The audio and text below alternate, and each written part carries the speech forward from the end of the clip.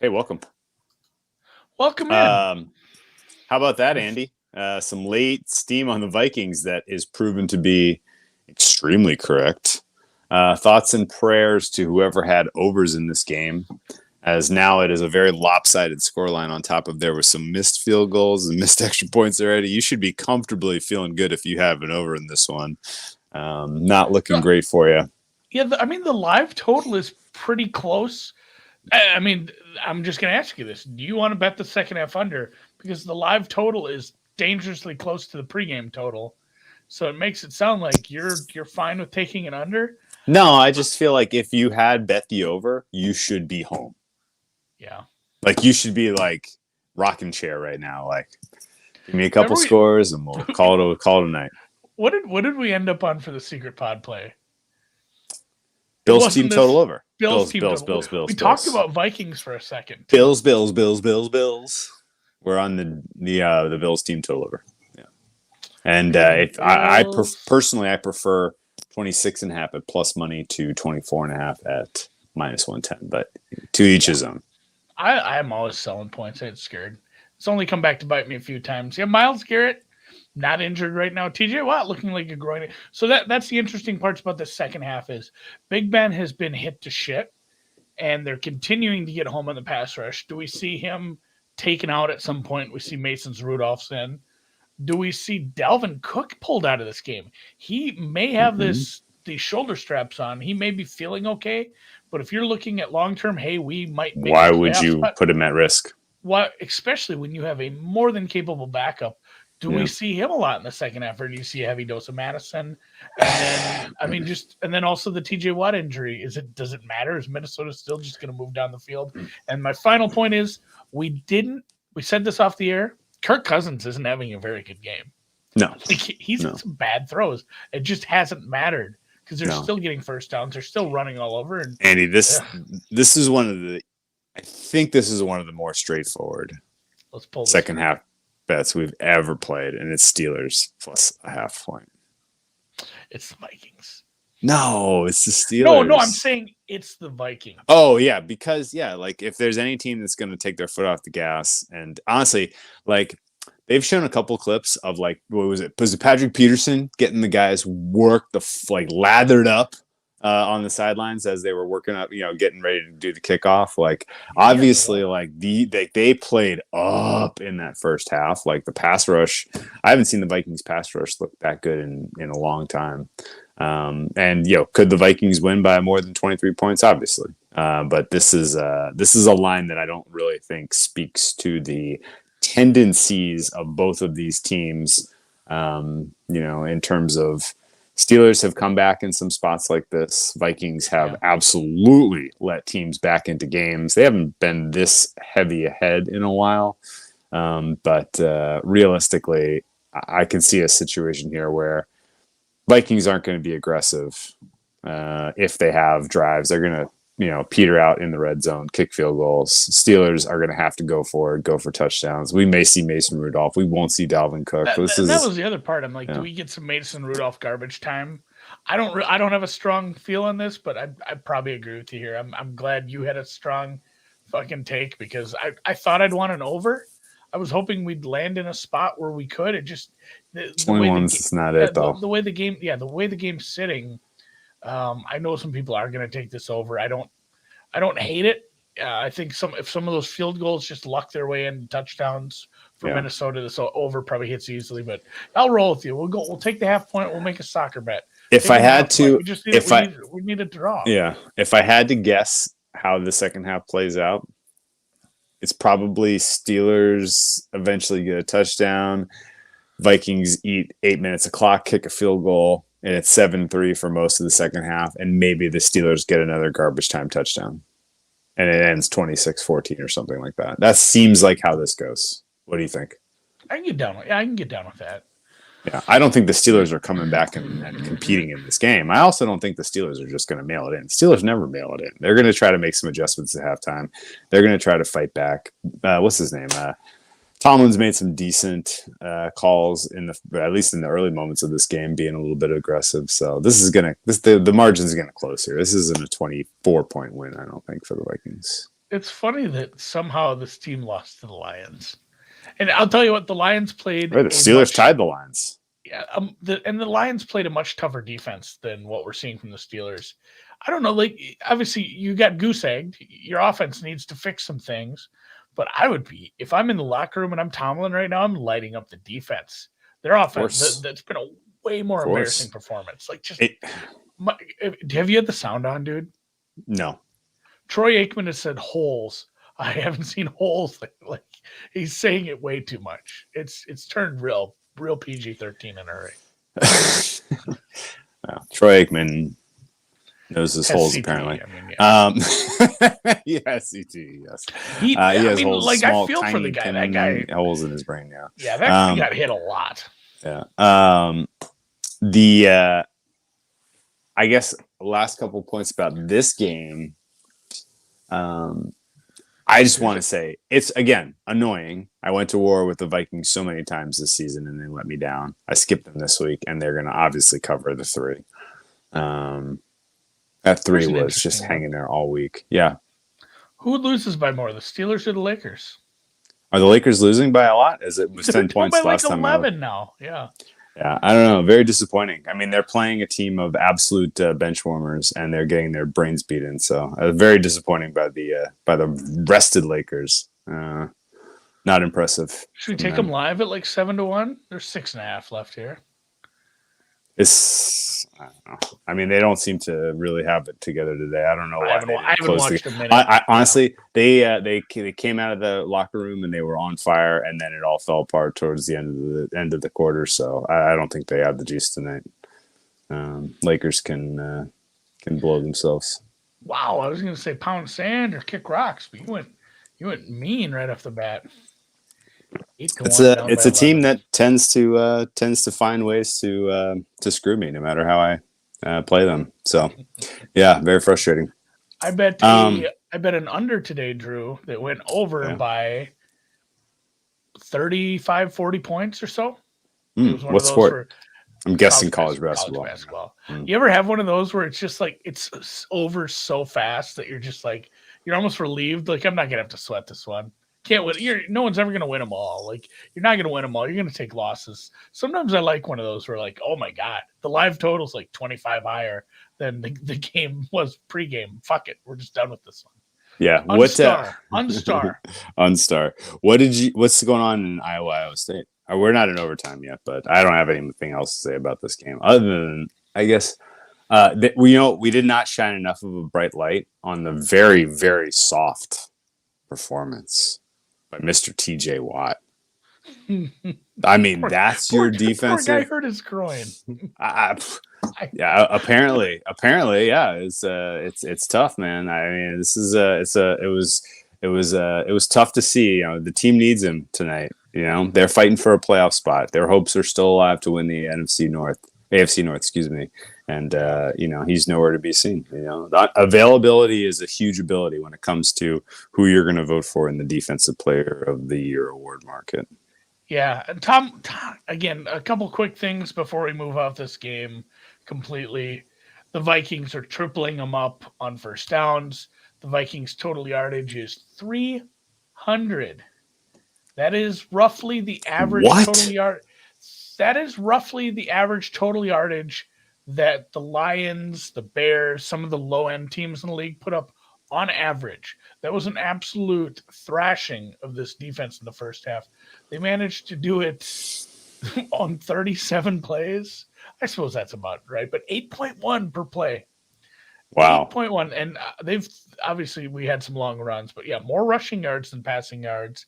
And they've even taken 6 penalties for 60 yards. Still, I mean, no turnovers. I think that was the right call. Did you have a take on that? The extending the ball and watching it get slapped. His shin was probably down. It's so close that I don't give a fuck. Like it's fine. Yeah, I didn't call have it whatever. A strong feeling one way either. Yeah, I don't feel strong when I haven't bet the game. Like, whatever. Yeah, that's true. Yeah, it's like that was a coin flip, whatever they call, whatever they think. And also, if you had like, who would be mad about that? I don't know. Vikings backers. Like, I guess so. Can you really be mad at this point? You're up 20 points on the spread. Yeah, So I can't imagine. taking a little burn off that for sure. There was a lot of sharp leg action on Vikings, by the way. There were some pretty smart people that came to the window and got that money down late. I want to do a little defense of my guy Jay Croucher, who we talk to every week on Bet the Edge, and is a very good communicator, about as good as you could have hoped for from like the bookmaker standpoint, communicating to people. We've had him. The revenge bet. People were there's a better way to phrase it. People framed that in a completely out of not like the context was all even in the quote, and he was basically saying like recency bias, public like is all running to bet the Steelers because they're upset that they lost on the Vikings last week. I don't think that's crazy at all. Like if he's saying like that's why the money is, he was trying to explain why is the money lopsided and the line's not moving, and he was basically saying we're taking a position because we think the public is wrong and this recency bias is playing a factor. All of that was correct to me. Yeah, I just don't. I don't know if I would have said the word revenge. Like, did he say like, revenge? That's what the quote said, I guess. Okay. Well, I would have used the word recency bias. And again, it's weird when you get into these spots because we don't make bets like that. You know, we wouldn't like, I'm mad. No, yeah, sure. Yeah. So it's like sometimes I don't know. Maybe there's a good portion of the public that does bet against like this team fucked up my money line parlay last week, and I'm pounding against like maybe that is a thing. I don't know. I don't think a lot of people in the media, right, phrasing, and it sucks too when you get quoted and it turns into a soundbite or whatever. Sometimes it does. You do lose some context. Because I like Jay. Yeah. In general, the point he was trying to make, I think, was correct. If it wasn't, it was lost in translation a bit, then that's fine. We can upgrade that 3.5 to at least 23 and a half. We can upgrade that to 23 and a half. Happy to upgrade that for you. We'll give you 20-point upgrade there. Cheers, Casey. No, but like, yeah, I think the point he was trying to make was fair, which is, and he was trying to explain why is the action so lopsided from the public players. And I think that was correct. Public players won on Pittsburgh last week. They lost on Minnesota last week, and so they're lopsided in favor of Pittsburgh this week. That's not the math is not that complicated. This happens every fucking week in the NFL. I don't think I'd say the word revenge ever in a like it is just. I'll have to go back and read the quote. Writing. Somebody in the chat just said he did say revenge bet. Okay. So I get where people are like, well, that's dumb. Like that's not something people do. But no, I mean, people do ride their hot hands. They bet against teams that they think are on the downswing rather than looking at where they're sitting in the market. Yeah. So, in my mind, the revenge commentary, which is true narrative bullshit, is like that's if like you're trying to make a case for why to bet the Rams this week or why you're betting the Raiders this week. It's because you're like, these teams lost to this team earlier this season and they're going to get revenge on them because they're really upset about that, so they're going to try extra hard. That's not a thing. Like there's a nice run back there. Oh yeah, for the Steelers. Yeah. There's a flag like always, and there's a Viking down. God, yeah, let me All right, here's my respond to Joey. Let me respond to Joey's point real quick. So it's funny how I attacked that and said I'm off the Vikings in San Francisco because they've been sticking you. And what my point of view is on that is, I have, I've completely been clouded by my bias against those teams. On top of the fact that I have to respect the fact that the numbers that I went into those games and those bets with, they get adjusted as we get more data on them.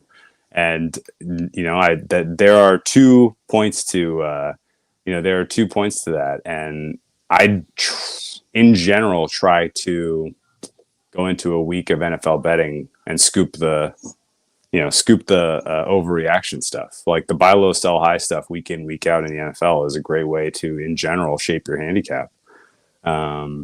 This year, it's been more like 2 weeks down, 2 weeks up instead of 1 week down, 1 week up. And so I'm getting a little bit blasted on that.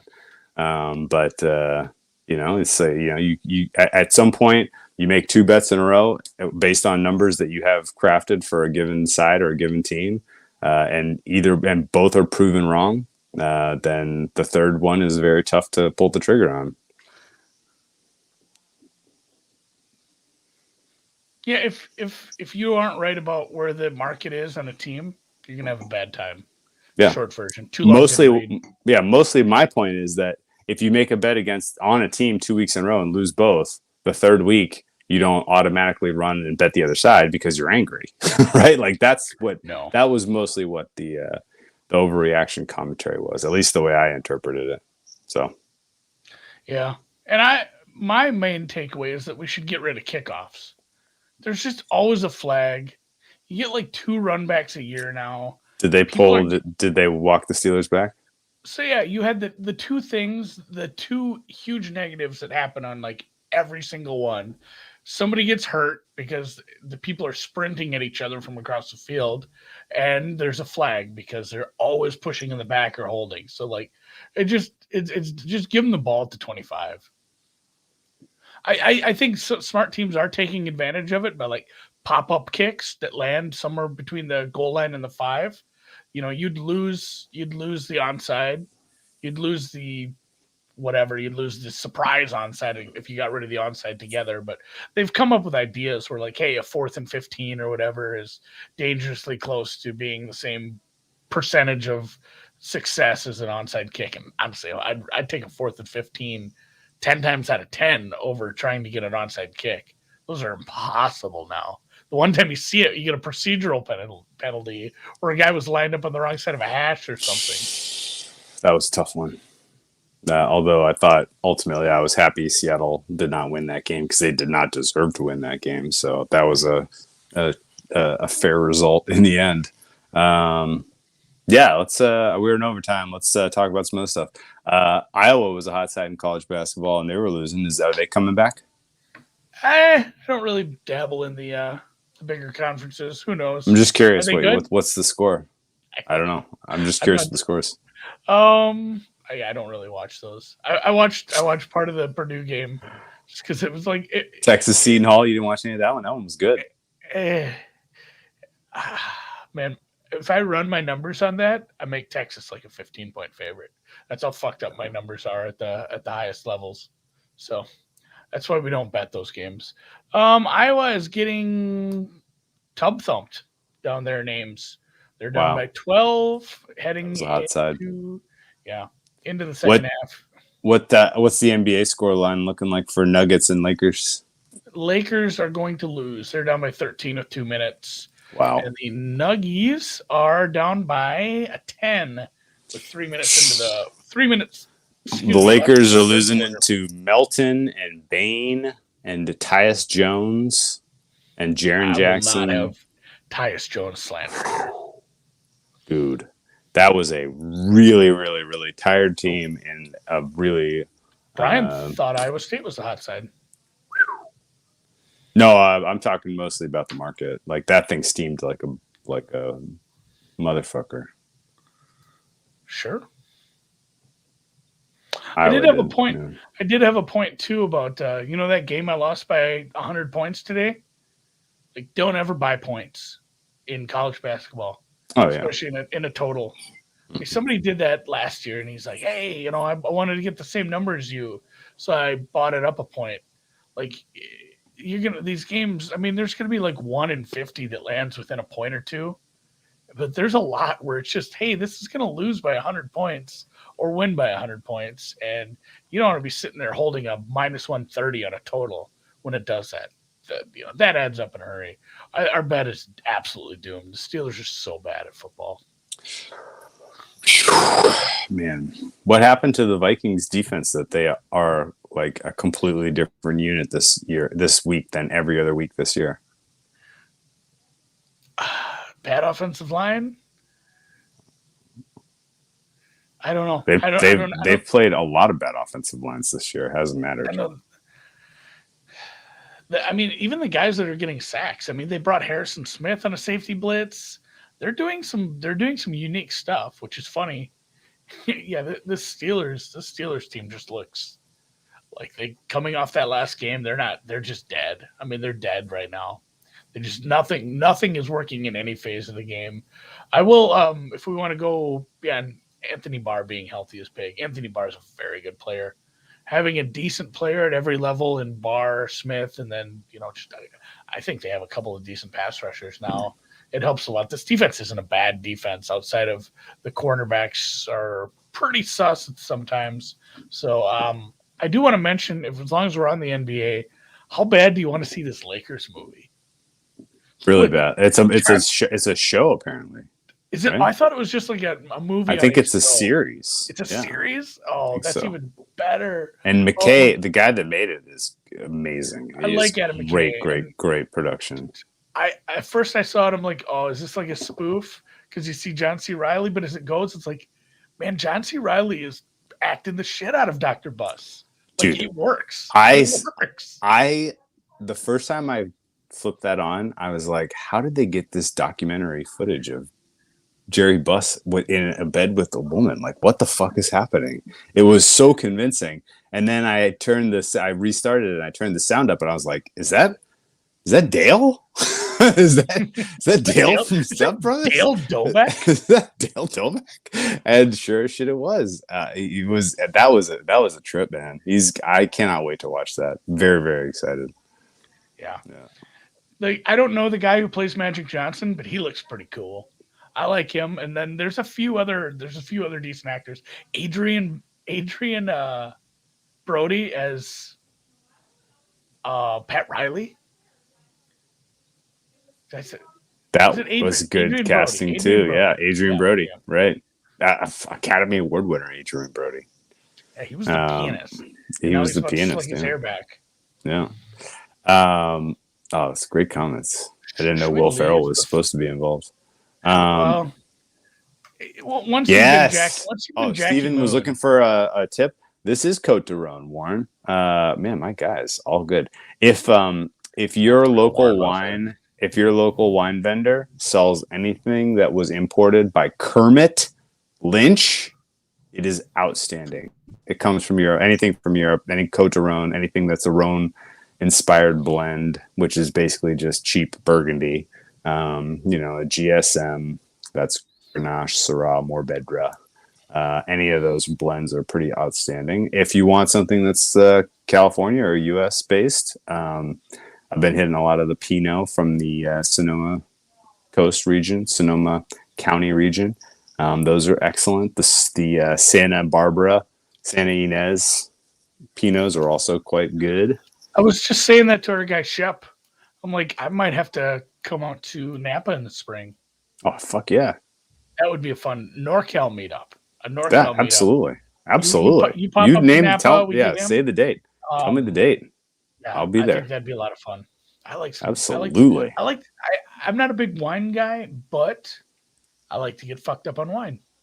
So maybe I am, just in a different way. I appreciate it in a different way. Ooh, Durso with a good recommendation. Turley Vineyards is excellent. Specific. I don't remember the names of any of the ones I went to. Cake bread. Yeah, cake. That was good. Cake bread's excellent. I enjoyed that one. There's the guys that make cake bread.